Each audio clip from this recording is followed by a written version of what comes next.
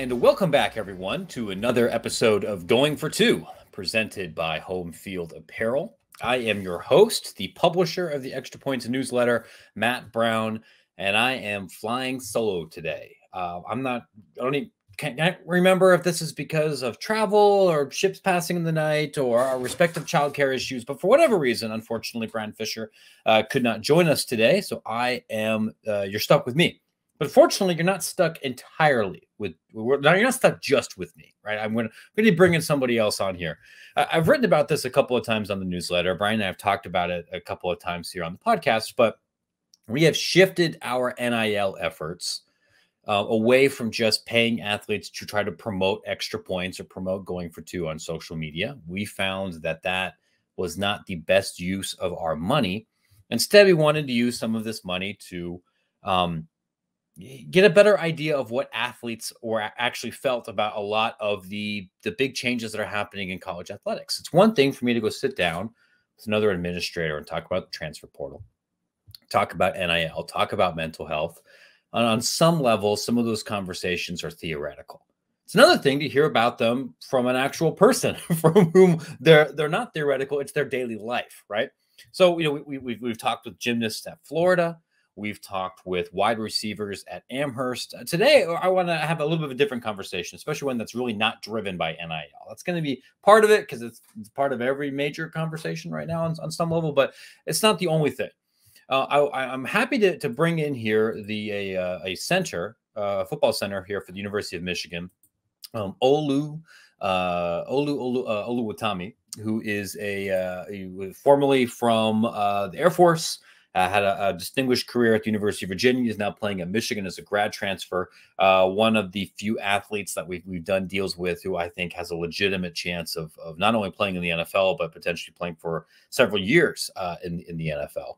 So I wanted to talk a little bit about what actually happens when you transfer, not just once, but twice, and how you go from somebody being a relatively underheralded recruit to going across the country to a very different place like Air Force and transitioning out of that and what that looks like in somebody's actual life. We also wanted to talk a little bit about, what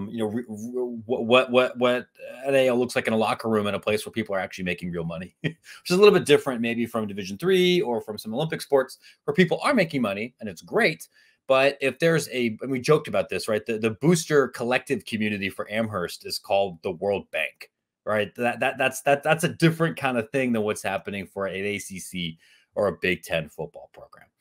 So why don't we go ahead and jump here to our conversation with Olu and we'll hear his perspective. Olu, thank you so much for taking some time here to chat with me. I appreciate it. I know you're a busy guy. Yeah, the college schedule is a little bit of a grind.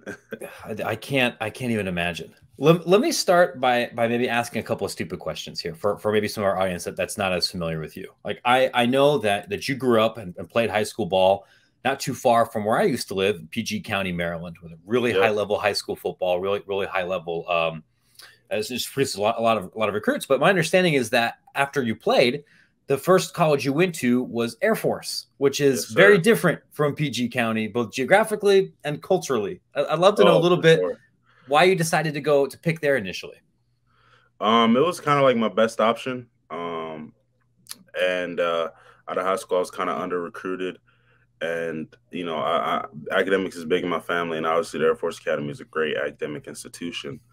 And also, it gave me the ability to play FBS football. When I got there, like you said, it is very different from Maryland. The weather is way different. It's dry. Yeah. It's hard to breathe up there with the altitude. And it's very windy in the winter. And the winters last for a long, long time. So I learned a lot in that year that I was out in Colorado. But ultimately, I felt like it wasn't for me and transitioned. Sure. Did you ever imagine a military career for yourself when you signed up, or was this just like I want to come here to play football and then do what I got to do and get out? So it became a realization once I committed to the Air Force Academy. I knew what I would have to do on the back end. But growing up or at any point in my life before that, I never military, being in the military never crossed my mind. I want to ask you maybe a stupid question. Go ahead. When I think about the Air Force, Olu, you're kind of a big dude, and I don't know a whole lot of 6'3", 280 guys in planes. What Yeah. were you asked to dramatically change your body or change things to comply with what they needed to do at the academy? No, not nothing on the front end. But I did lose a lot of weight during basic cadet training. Yeah. So I was down about 250, and naturally I was about 300. So I lost a good bit of weight during basic cadet training. Man. But on the back end, when it's time for you to graduate and commission, you have to meet the physical requirements, be under a certain weight, and be able to complete the physical test. So what happens then for people that are playing the interior or the offensive or defensive line? I mean, when you're done playing, is it just now you got to drop 40 pounds between now and graduation? Like that seems Yeah, pretty intense. nah, it is. So like my freshman year there, a lot of the senior like offensive linemen, you'll see them hooping, and I'll be hooping with them, and like they were bigger than me. And then the next thing you know, they're smaller than me. So nah, it's funny, but all of them have to go through it and make that commit to that trend, changing their bodies before graduation. So let's talk a little bit about what happened after Air Force. You get in there, you decide, listen, the weather, the state, the military lifestyle. Maybe this isn't all for me. Maybe I want to go somewhere else. Was Virginia you mentioned that you were kind of under recruited. Was this the only option that you had, or did you walk me through what happened looking for opportunity number two? So yeah, so we one of my boys from high school, he was a year older than me. He went to Virginia and ended up doing really, really well. And I just reached out to him. I was like, bro, I'm looking to transfer. This was before when I transferred, it was before the transfer portal. It was like 5 months before. I think transfer portal came out in October that year. And I transferred in, or I got my release from my scholarship in May of that year. And but I was hitting him up before I even, uh, was I guess got my release from my scholarship, and I was like, bro, like I'm looking to transfer, like I'm kind of lost right now. Like I don't really know what my options are going to be. And he was just like, bro, like look, I play with you. I know what type of guy you are, and I feel like you could definitely come and help us. And I kind of just trusted that, and it was the University of Virginia, another great school, Yeah, and also 2 or 3 hours away from home. So I was kind of bought in before I even got my release from my scholarship. And luckily, I mean, it ended up working out with my years that I ended up playing there. So you touched on something that I think is important. When you started this process months before the transfer portal became a thing. Were you Yeah. aware that was something that could change? Like I assume that you were so busy you weren't following arcane NCAA bylaws when you were playing, right? Nah, I definitely was not following the bylaws. I mean, sometimes you see like ESPN or Bleacher Report or any of the big Yeah. sports media outlets, they might tweet here and there about certain things, like similar to when NIL was in the works. They might tweet about it every so often. So like certainly there was a couple of tweets, but you never know when they're going to pass the law or pass the provisions. And Yeah. so that wasn't really my worry of, okay, am I going to be in the time where I have a transporter and it makes it easier to transfer? I just was like, I knew I didn't want to be at Air Force, and then I was just focused on like the steps I had to take under the current laws for me to get to where I needed to go. Sure. One of the unique things I would think about playing at both Air Force and Virginia, and obviously I think with Michigan too, these are all elite academic institutions, and they're For not sure. places where you can hide taking history of rock music and like elementary algebra around Yeah. everything here. What's the hardest class you've had to take? I mean, at either of these schools? Okay, so when I say this, you might laugh, but it was an art history class. I'm not laughing at all. I like that. That's a lot of memorization. Half that Oh stuff's in my. French or German. Like I'm It, sure wa- that could it be was tense. about, yeah, indigenous art. So indigenous art cultures, the different non-Western perspectives. And man, that class took me for a ride. Oh my gosh. So the way I got into it is I ended up failing the class. the semester before I was going to graduate from Virginia, and I needed to take 13 credits to graduate in the spring. And 13 is an odd number when it comes to credits. So I had to get a 4-credit class. So I didn't have to take 5 courses.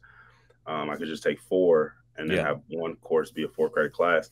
So I was looking through the different 4-credit courses, and all of them were like applied mathematics or like high level science or things of that nature. And I'm like, I'm at the end of my college. You don't want to lab your last semester, right? Like, no, definitely not. So then I go down and I'm like, okay, boom, art history. I'm like, okay, how bad can this be? Like, we might, in my head, I'm like, we might be doing paintings. We might be reading about the classic artists that you hear about. Sure.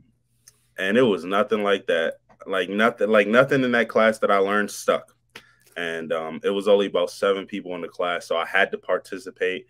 And oh my God, the anxiety I had going to that class on a weekly basis, it was more than anything I've ever faced in playing the game of football. So that class definitely took me for a ride. Luckily I passed. Yeah. And I was able to graduate, but oh my. No, I mean I get that, especially your last year. Like, there's no making this up. You have to graduate. Definitely. I was in the same situation my senior year, and it was a Portuguese class, and I'm half Brazilian, and you would think that I know how to speak Portuguese, right? You come in there and it just completely kicked my ass. Like, it's these little things. I'm guessing there weren't a whole lot of conversations about outsider art in the locker room or anything before, right? It's a completely new vocabulary for you. Definitely not. And me, I'm an economics major. That's what I got my undergrad degree at the University of Virginia. Yeah. And everybody else that was in the class, the other 6 students, they were all art history majors. So they spoke that language. They understood what the professor was saying. They've been doing it for 2 to 3 years. Where me, I'm like, no. Like, I didn't take no art courses in undergrad, like none of that. I just did my econ requirements, and I did, my gen ed requirements. And I know the way my mind thinks. So like, going to art, it was never an option. So, but man, oh man, that class was brutal. Do you think any of the coursework you've taken in econ, or maybe or some of the stuff that you're signed up for at Michigan, do you think any of that helped prepare you for NIL? Have you found yourself explaining things to some of your teammates because you were in this world a little bit more, or is it different from anything you've done in class?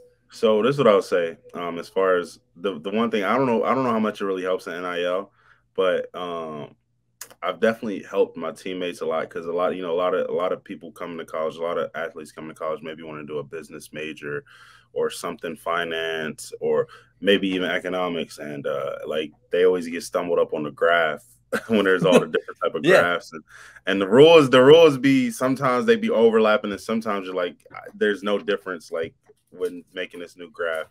And that's what I feel like that has helped me, allow me to help my teammates. But yeah, like, it doesn't really help much in NIL. I don't think it helps at all in the NIL world. Yeah, the idea of you helping your teammates do some of this stuff is important, I think, because for what I do and for what my co-host does, when we do here at D1 Ticker, we talk to a lot of ADs, we talk to a lot of coaches, we talk to a lot of the suits in the athletic department. A lot of them are super stressed about NIL, and they're stressed because they're like, look, man, I go and I get the Zoom presentation, I have it from the influencer people, I have it through these finance groups, and we're coming in here and our athletes aren't engaging with it. It's not clicking, and they don't know what's going on. I'm sure you've seen that. You've probably been in some of those presentations. Oh, for sure. What do you think they need to know about helping people understand what they need, or what are they missing from, like, the things you were getting, like, that first year? So just being honest with the NIL thing, please, and with the athletes, is athletes want quick. Like, they want quick funds, they want quick cash, and most of the times they don't want to do the deliverables or things of that nature. Sure. And when ADs or assistant ADs or head coaches bring in different companies to come and talk, it doesn't register with the athlete, just because they're like, basically, show me the money, And so, and then also, on top of our rigorous schedule, you're adding meetings. And that, so if somebody already doesn't want to go to a meeting, right? And then on top of that, what their head is of like what their thought of NIL is kind of not is what being presented in the meeting, then already there's that disconnect. So I Sure. feel like that's the fight that ADs and head coaches might have with trying to present those certain things to their athletes. That makes total sense. I would Mhm. imagine your teammates are more likely to listen to you than they are some dork like me or some other suit that they bring in there to come to Ann Arbor, right? Like, did you have you see you or any of your teammates like elevate or be like like are there people that would is there somebody on like on your team that people would go to for questions about this kind of stuff if you were seen as being more visibly participatory or Oh did yeah, you for just sure. yeah Like, there's definitely some of our guys that have made a good amount. That like you could go to and ask the question of, okay, how did like do you have an IO agent or how does this work? Like, what are you asked to do, or like how did you get this? When they see them post about a certain deal, so those conversations are had in the locker room. And I mean, we all feel comfortable around each other. So as long as we're not getting too personal, probably asking to the dollar amount. But yeah. yeah, those conversations are had. So, well, on the not getting into the dollar amount, it was funny. I was just at this academic conference, and there was a professor that interviewed a ton of softball players and Okay. volleyball players because this idea, like last year, you hear some dorks like me saying, "If we do this, it's going to cause big locker room problems, right? Like people are going to start fighting about money." And the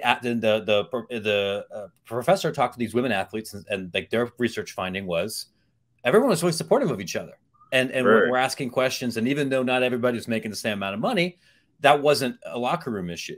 Do you, I mean, obviously every locker room is different, but in your experience, has this been more of a supportive culture or has this driven wedges between people given, a center might have different opportunities than a quarterback or a defensive back? Yeah, nah, there's definitely we're supportive of each other. We want everybody to win. Obviously, like I guess some positions have a cap, have a lower cap than Yeah. others. Um, but I mean, we understand that whatever position you're in football, you understand like the glory that comes with it, and it's the same thing in the NIL world. So there's no animosity or anything. But yeah, Let me ask you a dumb question then.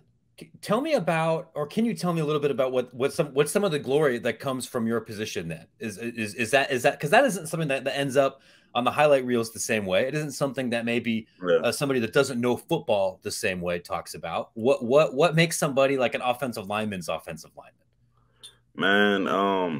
I feel like the glory is just in the process, one, and then two, like the feeling that you get when you're a dominant individual or you dominate the guy across from you, and also when your team is doing well, because we understand that we are vital to the outcome of games, very vital.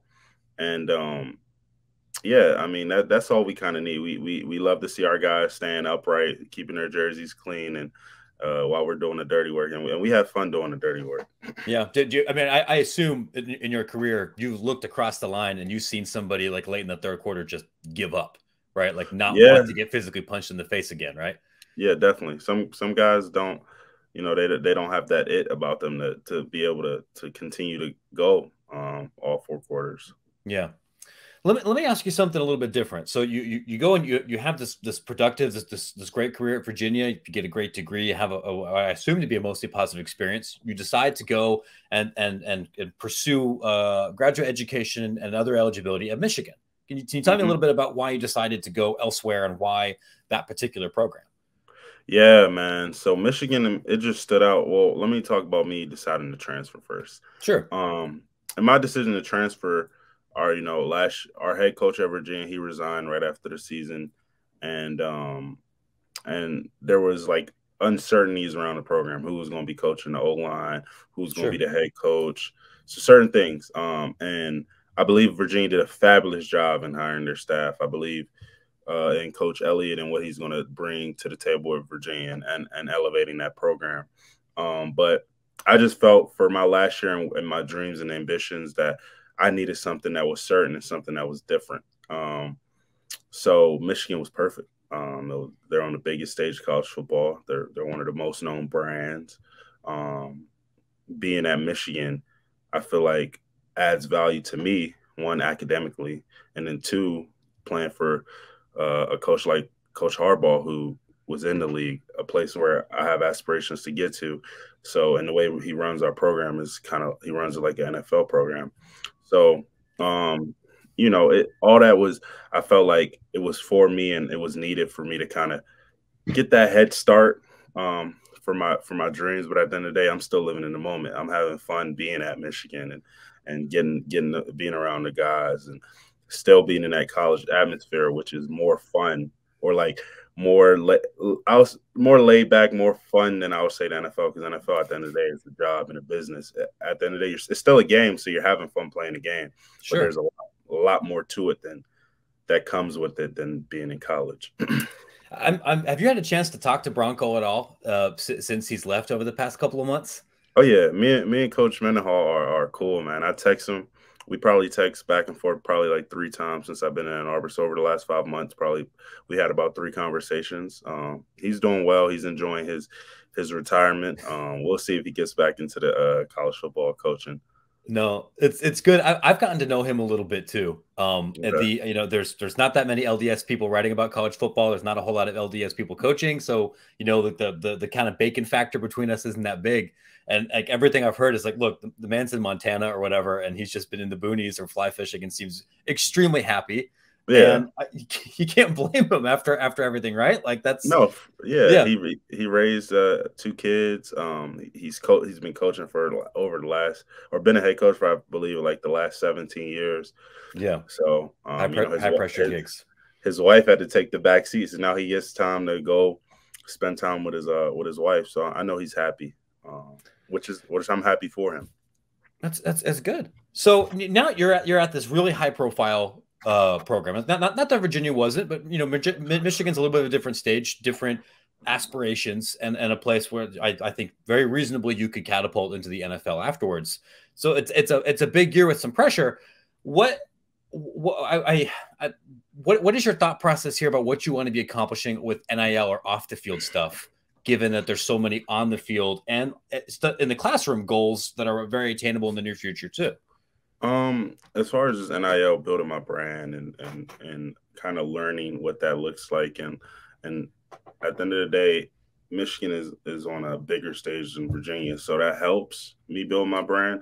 But 2, I understand that playing well, being tabbed as this, that, and the third allows you to have that brand. So, and people that have played in NFL, right? They have a bigger brand usually than college players. So,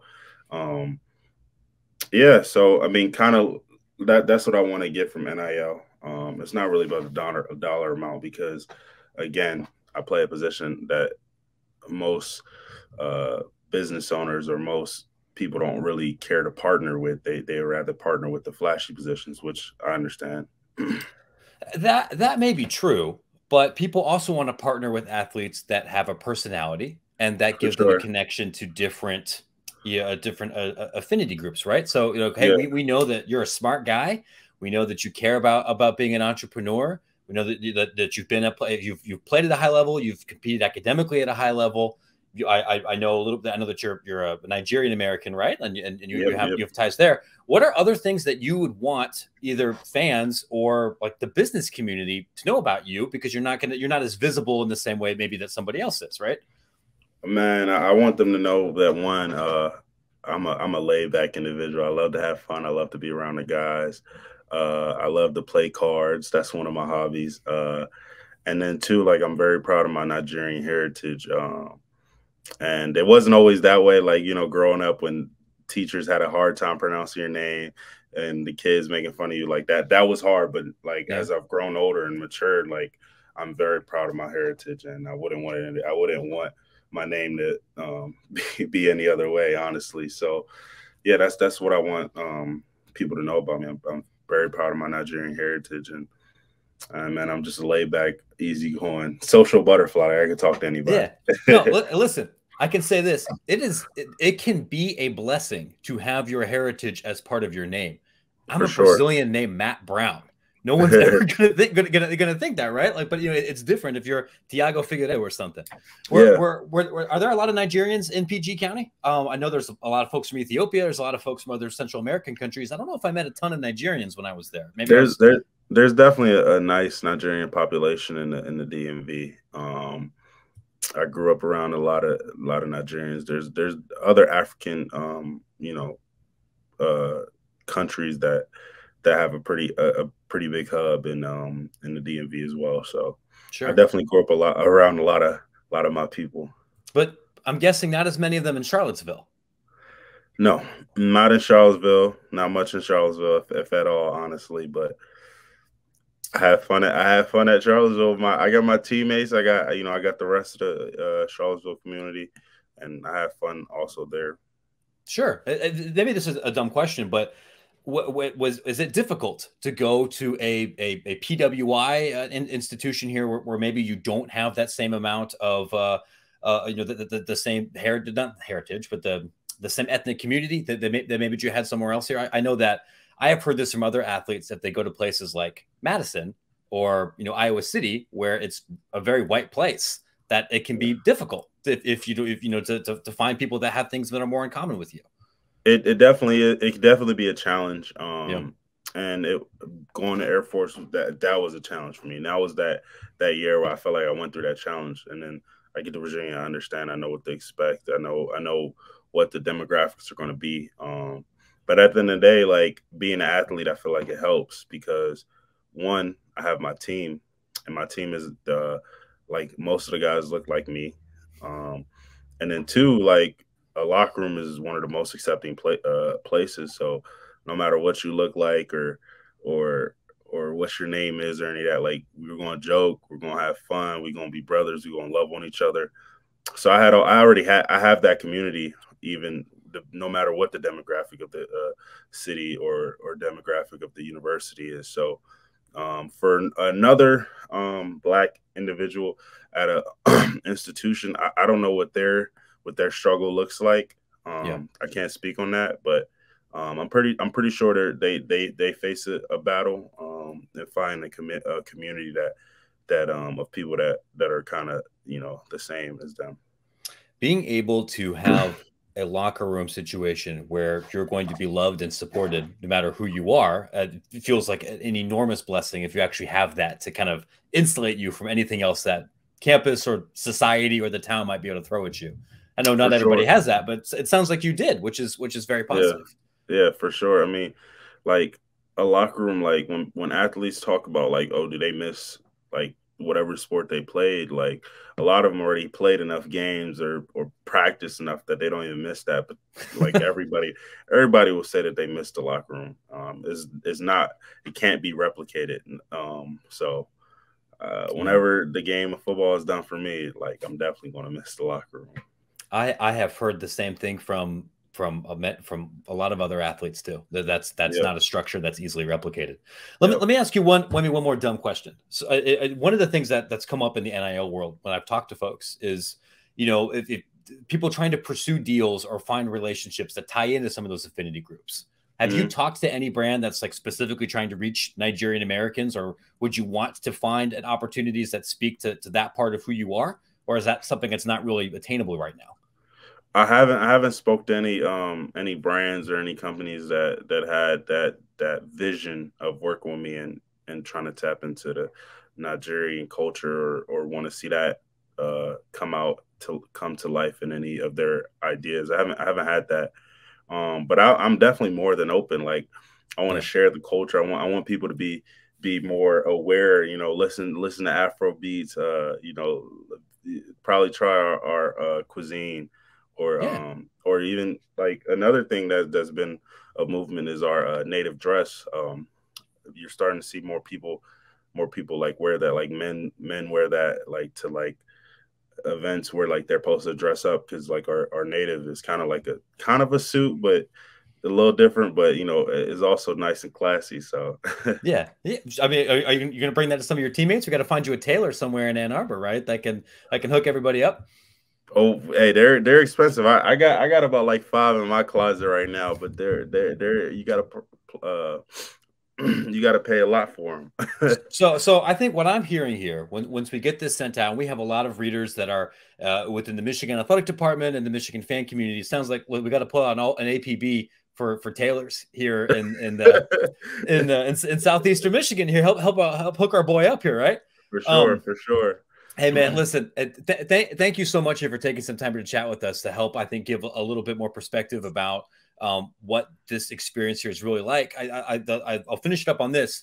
Do you think that there's anything else that reporters or fans or other outsiders are missing when they are writing about the college athlete experience or writing about what's been going on here over the last 9 months that you've seen that you would want to clear up or make sure that people know from your perspective?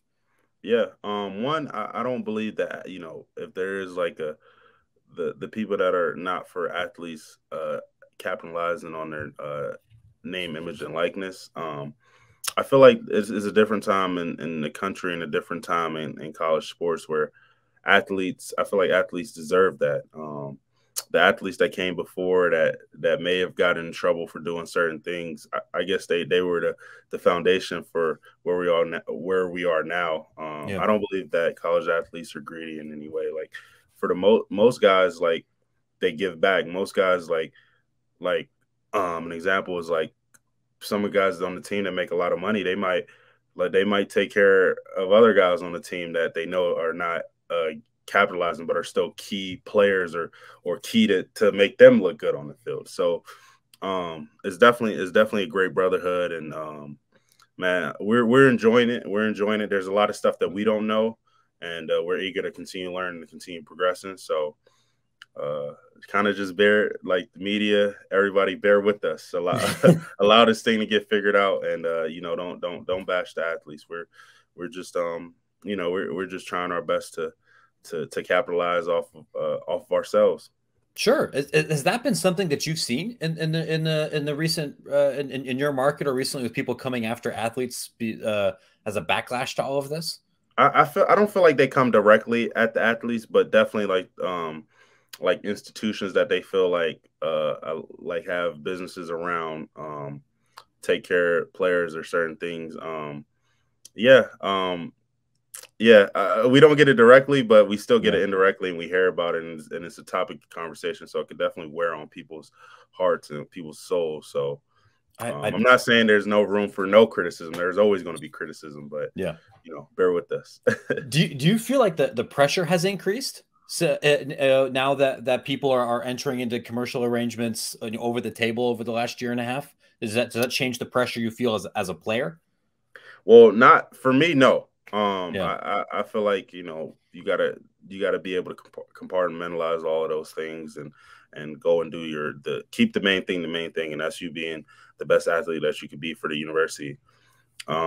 So not me per se, but maybe some other guys. I don't hear about it where guys be like, "Oh, I got this big deal from this certain company, and I got to continue to play well." Like I haven't heard that, but who knows? It might put pressure on people. Like if they go to a certain university and that certain university gave them a certain amount of money, so they might feel pressure to play well or to even stay at that university if they don't like their time at the university. I don't know, but yeah, I haven't experienced nor have I heard of it. Well, I'm glad to hear that for now. There's going to be a lot of I don't knows because all this stuff here is new, and anybody pretending they really know everything is probably selling you something. Which I'm sure there's a lot of. Olu, thank you so much for taking some time here with going for two today. Best of luck this season and good luck with everything else. Thank you, Matt. Thank you for having me.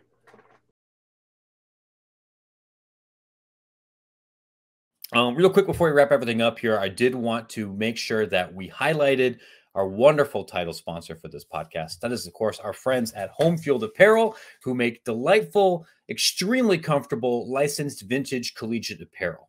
T-shirts, hoodies, tank tops, sweatshirts, sweatpants, stickers. My laptop, what I take when I'm on the road is adorned with a lot of stickers. They're wonderful. They're also, close friends of ours. I've known Connor. I've known Whitney. I've known that team for several years. They make great stuff. They made stuff here for Arizona State, for Arizona. We got Clemson coming out here. We have a couple other gigantic brands in the Big Ten and the Pac-12 that are coming soon that I think people should be excited about. And they're fun because they're different. They're conversation starters. They also make Extra Point shirts. Today, it's laundry day here, Casa de Brown. So I'm wearing the old school Extra Points t-shirt there with Floyd with Saxa. They don't make that anymore because that was back from the intercollegiate era. But they also sell Bagman shirts. And we haven't really figured out what we want to do with the pennant logo. Maybe that becomes a shirt at some point if people actually want them, or a sticker or something else.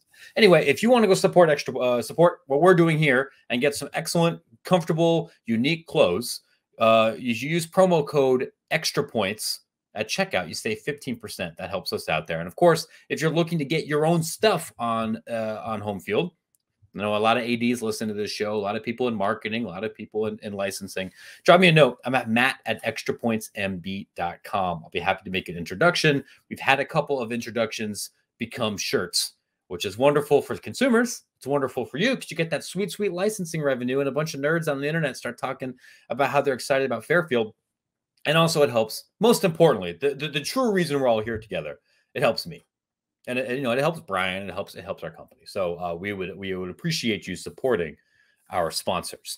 This was I'm glad we had a chance to have this conversation. I love that we have an opportunity at Extra Points and across the D1 ticker, right, to talk to people in Division III and Division I, Olympic sports, and some FCS programs and everything. And I think that really is the lifeblood of Extra Points.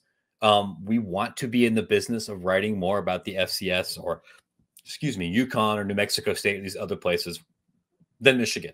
But sometimes we want to talk to Michigan. And sometimes we want to talk to people who are going to be starters or going to be, high-level contributors for college football playoff contending programs and what that world is like for them, what that looks like on the inside, what that looks like academically, what that looks like in their life. We want to be able to reach the holistic package.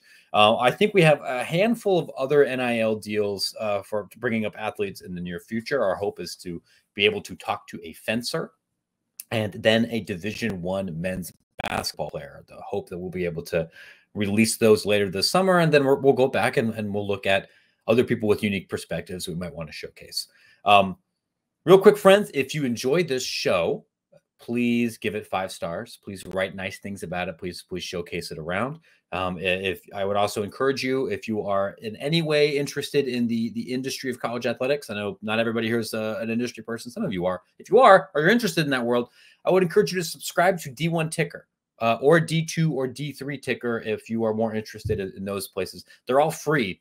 They're clipping services. They're just a breakdown of all of the news that happened over the last 12 hours. It is one of the first things I read when I wake up in the morning. Back when people still read newspapers, you would do that. Like, this is part of my newspaper. Not every single thing is even relevant to me, but it is a great way to figure out from local news and throughout the country stuff that I might have missed, and helps make my newsletter better. It will help make you more informed as well. Friends, thanks for listening. We'll catch up with you again soon, and we will see you all on the internet.